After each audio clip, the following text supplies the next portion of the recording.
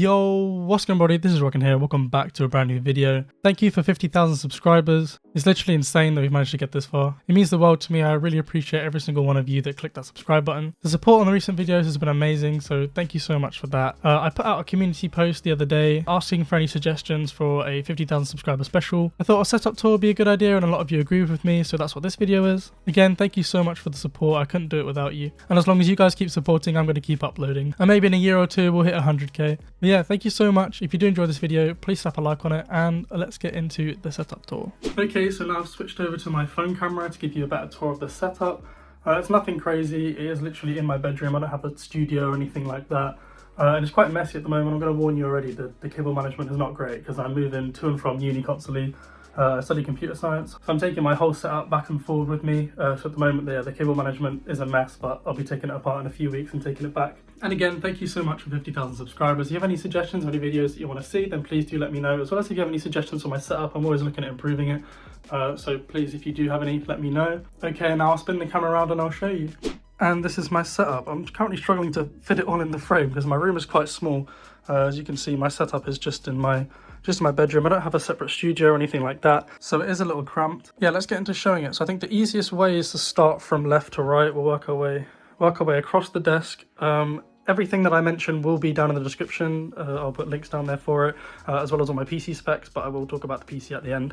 So if you're interested, stick around for that. But yeah, we'll start from the left side. So my second monitor is just a standard 1080p AOC monitor. It's nothing crazy, super cheap. I think it was like 80, 90 quid, something like that. And then above it, I have a mic arm. This isn't the fancy Rode one, it's just again another 30-40 pound mic arm with the Rode shock mount on the end, and then the microphone is a Rode Procaster. It's an XLR mic, so I need a audio interface down here, and for that I have the Behringer Euphoria UMC22, again super cheap audio interface. I pretty much use it just for controlling volume and converting from XLR to USB.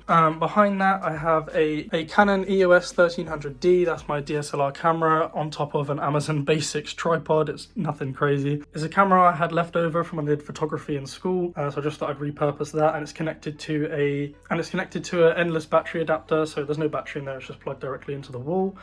Then moving across to my main monitor, I have an Asus PG27-8QR. It's a 1440p 165Hz TN panel. It's 27 inches. It comes with a height adjustable stand and this little LED ring at the bottom. I've had it for a couple of years now and I quite like it. My only recommendation is, if you are going to get this monitor, is to get the 9R version instead of the 8R, as it has better color accuracy, as this is again only a TN panel. So I'm looking at changing that, especially because I'm into content creation, so I want the best color accuracy possible.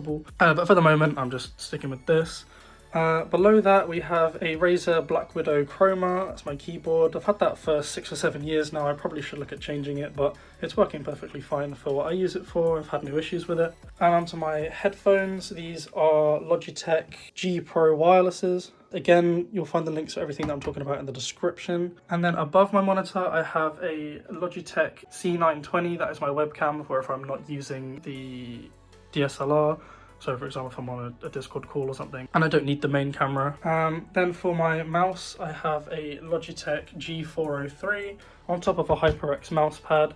At the back here, if I sit down, you'll see I have a Stream Deck for when I stream, which is very, very rarely, so I don't really use it all that much. And you can see I've only got a few of the buttons set up. I really should look at using that a bit more. And then next to it, I have the Toolbox Neo controller. I have that just in the corner of my mouse pad, so I can just pull it out to the middle when I need it for editing and stuff like that. But for when I'm gaming, I just keep it in the corner, tucked away so I don't hit it. And then lastly, before we get onto the PC, we have my chair.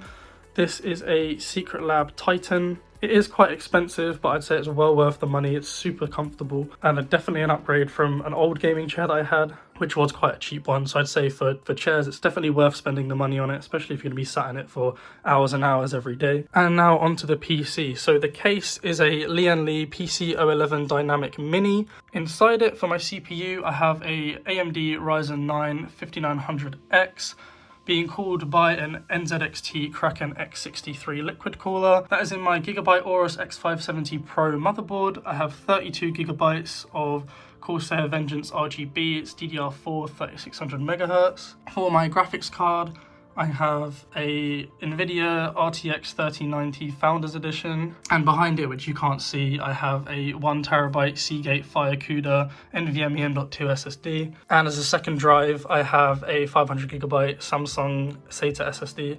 You can't see it because it's tucked around the back, but I have a Silverstone 1000 watt SFX power supply powering everything, 7 120mm Lian Li RGB fans and 2 140mm ones for the radiator. I did build this myself. I've been building PCs for the last 5 or 6 years, even ran it as my own little business at one point. So if you have any questions about anything to do with the computer, feel free to ask. I'm sure I'll be able to answer them. I don't think I'm forgetting anything. I know I wanted a small form factor case, so that's why I went with the PCO11 Dynamic Mini, because I've always wanted to have my PC on my desk. I used to have them on the ground, but since I got this one, I thought it'd be a shame to have something that looks like this and just have it on the floor. But yeah, I think that's pretty much it for the PC. Like I said, if you have any questions, then feel free to ask. And then finally, I just have my MacBook. It's just a 2020 MacBook Pro M1, 8GB of RAM, 256GB. I just use this for when I'm editing on the go. I'm currently keeping track of the football right now. I'm a Brighton supporter, so if you wondered, then there you are. And yeah, I pretty much just use that for when I'm editing on the go. And yeah, I think that's pretty much all there is to the setup. As you can see behind me, it's nothing crazy. I definitely want to make some improvements to it in the future, but for the moment it does what I need it to do. It gets the job done and it does it pretty well. Again, thank you so much for 50,000 subscribers. I wouldn't be able to afford any of this stuff if it wasn't for my YouTube channel. So a big shout out to every single one of you that's ever watched one of my videos. I appreciate you so much. As always, if you have any suggestions for future videos, please let me know down in the comment section, as well as follow me on all my other social media. Thank you for watching, and I'll catch you in the next one.